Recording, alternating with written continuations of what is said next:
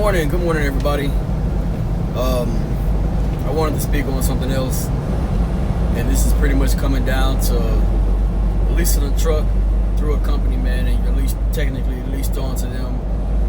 They consider you an owner-operator, contractor, and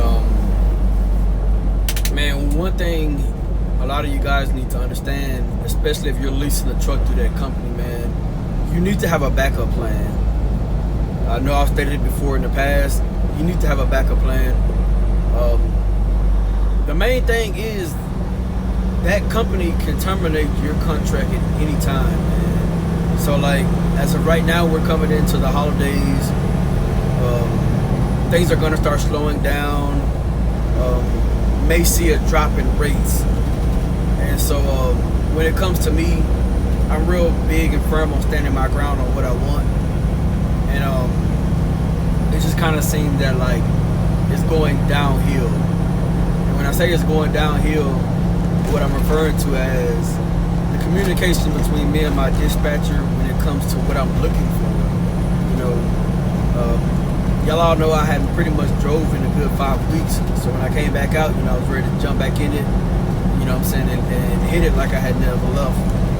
And it's like now these rates of what my dispatcher is offering me is getting so bad to where it's not even worth me driving anymore, if that makes any sense to you guys.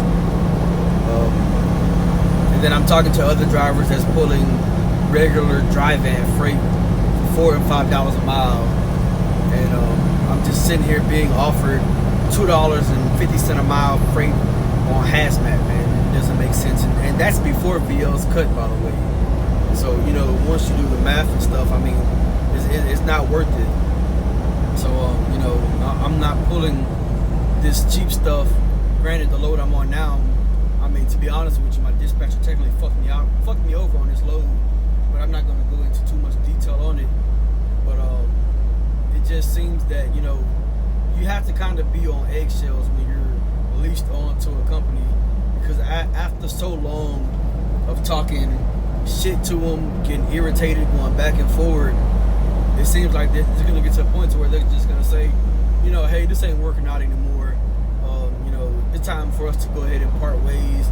You know, we can't give you what you want here. You're asking for something we can no longer give you, which don't make any sense to me. But like I said, I'm starting to see it. So please remember that, you know. As far as the authority thing, man, when you think about being leased on and having your own authority, obviously I've never had my own authority. From my understanding, the major part about an authority is pretty much the freedom, man. You just have that much more freedom. You know, don't get me wrong, even being a leased driver, depending on where you go, I would say, you have freedom, but that authority just gives you much more freedom, you know, to where you can book a load and you can set it up to where you're home every day, home every other day, you know. And I'm pretty sure the company you're leased on to could probably do that, but most leased on companies are going to want you to be out at least a week. I'm pretty sure they prefer you to be out at least 2 weeks. So you know, that's pretty much something that's been sitting on my mind right now. These rates ain't it, man. I'm just gonna put it like that. You know, with a paid off truck, paid off trailer, I mean, hey, it wouldn't make a big deal. But when you got a truck note every week, plus a company on top of that taking off 20%, plus they're chipping off the top of that, they're skimming off top of the load on top of that, you know, it just seems like it's not worth it, you know. You know, hazmat loads pay, and they have been paying since I've been here. But since I came back out on the road, the loads that have been offered to me have been so shitty to where I'm like, I'm not taking it, you know. And even when they hit you with it, oh, that's a good rate, that's a good rate. Yeah, not for me, it isn't. It isn't even right here. So as of right now, I am on 85 heading south.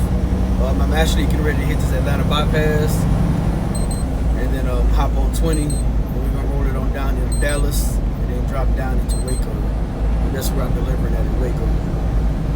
I have to wash this Warner trailer because he's actually been all over the road all morning, and I had called him out on the CB and told him, you know, hey, maintain your lane, because he's been swerving in the lane.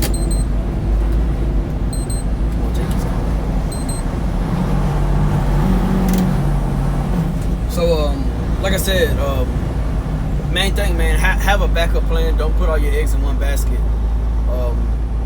The thing I want to really mention is just imagine, you know, you're leasing a truck, you know, you're maintaining it, I would hope nobody's really customizing a truck until, you know, you're close to paying it off.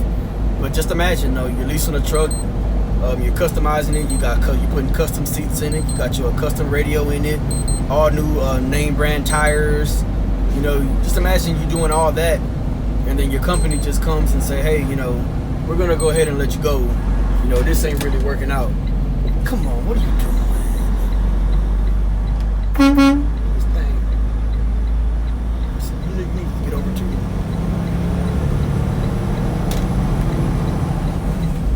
Give the blinkies for giving me the okay to come on over.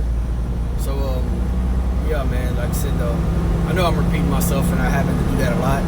But it's just, I feel like if I repeat it, maybe it'll play over and over in somebody's head. And they'll think, okay, yeah, you know, Mike mentioned that, you know, Mike mentioned that could happen, this could happen. Because, I mean, it's a possibility that it could happen. So, like I said, once again, man, make sure you have a backup plan. You know, you don't want to be out here,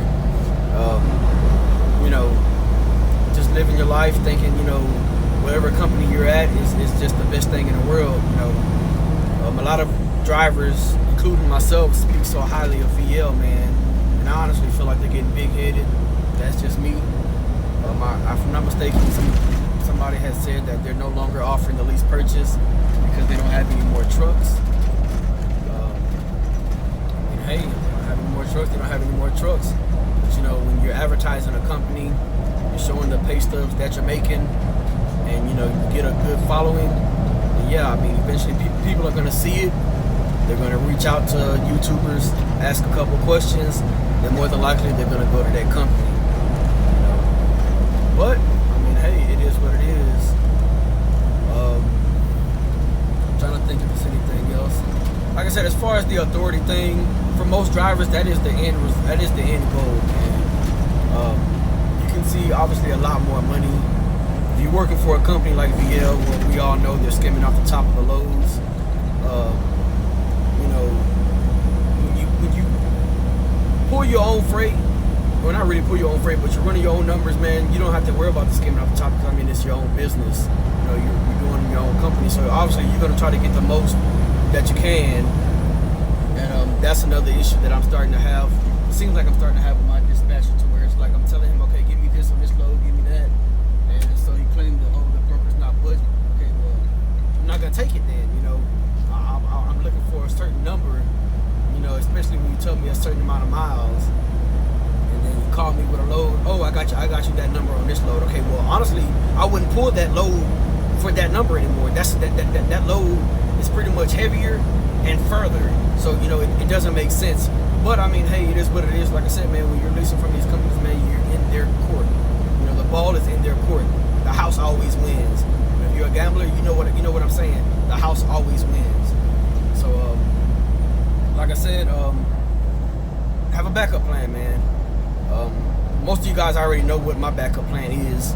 I just haven't really spoke too much on Big Daddy. But, I mean, even from my backup plan, I got another backup plan for that one. And I'm actually going to drop another video on that.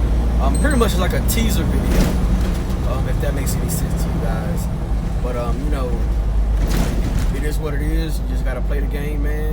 You know, go with the flow. That's pretty much all I'm doing at this point. My main thing, and this is going to be my last point, when I get to a point to where I hate something that I love to do, then something's got to change, right? Something you love to do every day, you dreamed about doing since you were a little kid. When you get to the point to where you hate doing it, something has to change. So that's where I'm getting to the point of, and you know, we're gonna do what it do and see what happens. Yeah, man, you know, just have a plan, man. Have a backup plan. Always have a backup plan. Don't put all your eggs in one basket. You know, like I've stated to a lot of people, VL is a good company. I like VL, you know. And that be the problem, man. A lot of these companies aren't even bad. It's the workers, you know, where there's the dispatchers, the safety, the managers. it's somebody in there that's making this company no longer be, you know, desirable. So that's where I'm getting close to. As far as the truck, still doing the same thing, but we've been went to North Carolina. Now we're heading back down to Texas. The load I'm on now is pretty much, it's not even paying $3 a mile, so I'm irritated because I know I should have never took this load.